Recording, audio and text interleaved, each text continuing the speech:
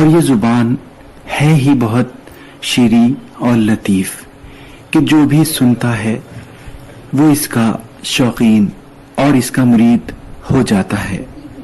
اس ادب کی ایک بہت خوبصورت صنف ہے افسانہ۔ اس کے لکھنے، پڑھنے اور سننے والوں کی ہمیشہ کمی نہیں رہی ہے۔ اس کے سرتاج تو پریم چند کہے جاتے ہیں، لیکن ان کے علاوہ بھی ان گنت افسانہ نگاروں نے اپنے فن کے جوہر دکھائے ہیں۔ تو آئیے سامعین، آج کا ہمارا موضوع بھی اسی پر مبنی ہے، اردو کے غیر مسلم افسانہ نگار۔ اس موضوع پر اپنے خیالات کا اظہار کر رہے ہیں ڈاکٹر معراج الحسن سہسوانی۔ سماعت کیجیے یہ تقریر۔ اردو شعر و ادب کے فروغ میں مسلمانوں کے ساتھ ساتھ غیر مسلموں کا بھی بہت بڑا ہاتھ رہا ہے، وہ شعری اصناف ہوں یا نثری اصناف۔ کم و بیش ہر صنف میں ہندو، سکھ، عیسائی وغیرہ مذاہب کے لوگوں نے اپنے فن کے جوہر دکھائے ہیں، لیکن یہاں موضوع کی مناسبت سے دیگر اصناف سے قطع نظر اردو کے غیر مسلم افسانہ نگاروں کا سرسری جائزہ لینا مقصود ہے۔ یہاں غیر مسلم افسانہ نگاروں کی تخصیص شاید اس لیے ہے کہ یہ بات پورے طور پر واضح ہو جائے کہ اردو کی نشو و نما میں غیر مسلموں نے بھی بڑھ چڑھ کر حصہ لیا ہے، اور جن کا ذکر کیے بغیر اردو افسانے کی تاریخ مکمل ہونا ممکن ہی نہیں۔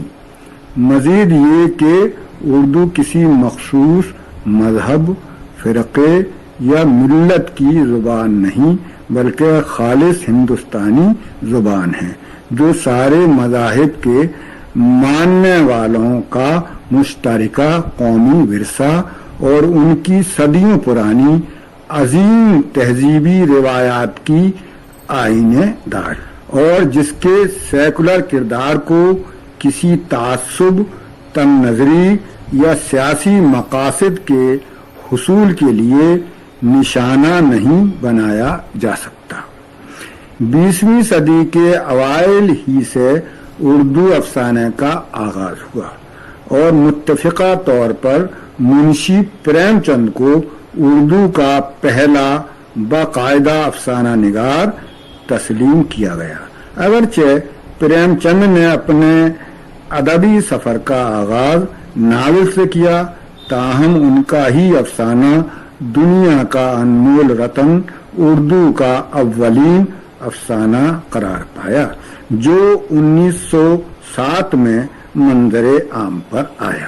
اسی سال پریم چند کا 5 افسانوں پر مشتمل افسانوی مجموعہ سوز وطن بھی شائع ہوا، جو پریم چند نے حب الوطنی اور وطن دوستی کے جذبے سے سرشار ہو کر ہندوستانیوں میں حریت و آزادی کی تڑپ پیدا کرنے کے لیے تحریر کیا، جس کو انگریزی حکومت کے حق میں خطرناک سمجھ کر ضبط کر لیا گیا۔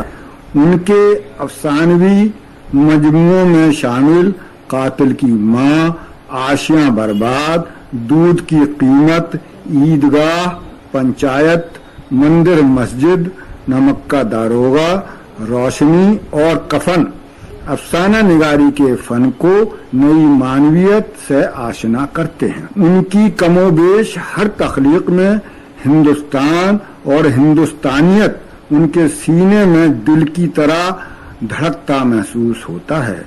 اس نوعیت سے 1 صدی سے زیادہ کے عرصے میں پریم چند اور ان کے معاصرین کے علاوہ ان گنت غیر مسلم افسانہ نگار وجود میں آئے، جنہوں نے مقصدیت، افادیت، حقائق پر مبنی واقعات و مشاہدات اور اصلاح معاشرے کو اپنے افسانوں کا موضوع بنایا، اور پریم چند کی روایت کو آگے بڑھانے میں نمایاں کردار अदा किए। इनमें बद्रीनाथ सुदर्शन, उपेंद्र नाथ अश्क, कृष्ण चंद्र, राजेंद्र सिंह बेदी, कश्मीरी लाल जाकिर, बलवंत सिंह, प्रकाश पंडित, रामलाल, सतीश बत्रा, करतार सिंह वगैरह कलमकारों के नाम खास अहमियत के हामिल हैं। सन 1935 में अफसाने की तमाम फन्नी अदबी मुहासिन से मुज़य्यन प्रेमचंद का अफसाना कफन शाये हुआ, जिसमें जिंदगी और मुआशरे के वो हकायक बेनकाब किए गए जो उस दौर के फनकारों की नजरों से पोशीदा थे या वो जानबूझकर अपना दामन बचाते थे। चुनाचे यही अफसाना तरक्की पसंद अफसाना निगारों के फिक्र फन की बुनियाद बना। सन 1936 में तरक्की पसंद तहरीक शुरू हुई, जिसका एक खास मकसद हिंदुस्तानी अदीबों और शायरों को एक नजरियाती रिश्ते में मुंसलिक करना था, जो किसी न किसी शक्ल में तहरीक आज़ादी से मरबूत थी।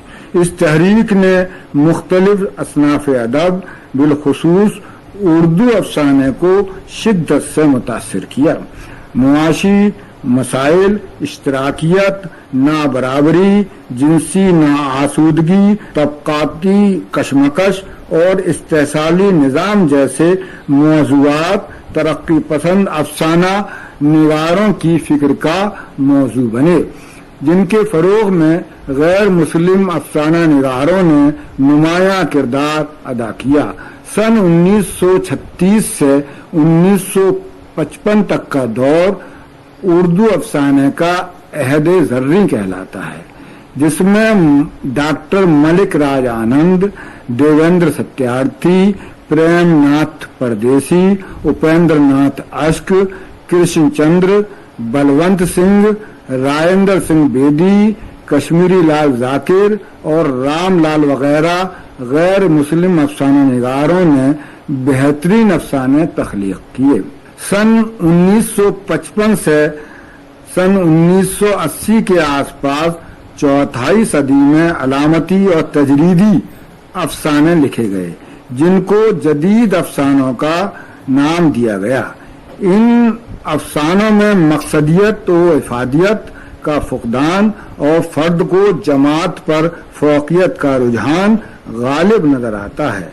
20वीं सदी के रुबे आखिर में उर्दू अफसाने ने एक और नई करवट ली, यानी जदीदियत का इख्तिताम और हम असर अफसाने की इब्तिदा, यानी कि मजहबी तासुब, मुनाफरत, फिरकावारियत, असमत दरी, जिनाकारी, दहशत गर्दी, रिश्वतखोरी, बेरोजगारी, मुनाफाखोरी, मुआशी नाहमवारी, गुर्बत, महंगाई, जिनसी व नफ्सियाती मसाइल वगैरह नए नए मौज़ूआत पर गैर मुस्लिम अफसाना निगारों ने खामा फरसाइयाँ की हैं और अब 21वीं सदी में उर्दू अफसाना बतदरीज मुख्तलिफ रुझानात व मैलानात से आशना और इफ़ाम व तफ़हीम के नए पैमानों से मुज़य्यन हो रहा है। इन बदलते हुए हालात और गैर यकीनी फ़ज़ा में उर्दू अफसाना मुसलसल सफ़र में है और न जाने अभी कितनी और मंजिलों से गुजरेगा और हर मंजिल पर न जाने कितने मुस्लिम और गैर मुस्लिम अफसाना निगारों के अफसाने जन्म लेंगे, क्योंकि इस धरती पर जब तक इंसान जिंदा है अफसाना जिंदा रहेगा। दीपक बुदकी, नंद किशोर विक्रम, दिलीप सिंह, कृष्ण बेताब, बलराज बख्शी, आनंद लहर, आशा प्रभात, डॉक्टर जोगराज योग, प्रेम आलम, नरेश चंद साथी, काहिन सिंह जमाल वगैरह मुतअद्दिद गैर मुस्लिम अफसाना निगारों के अफसाने की रवायत को आगे बढ़ाने और नए नए मज़ामीन से रोशनास कराने में अहम किरदार अदा कर रहे हैं। उम्मीद है कि ये सिलसिला नस्ल दर नस्ल जारी व सारी रहेगा। उर्दू के गैर मुस्लिम अफसाना निगार اس موضوع پر ابھی آپ ڈاکٹر مراج الحسن سہسوانی سے سماعت کر رہے تھے. یہ تقریر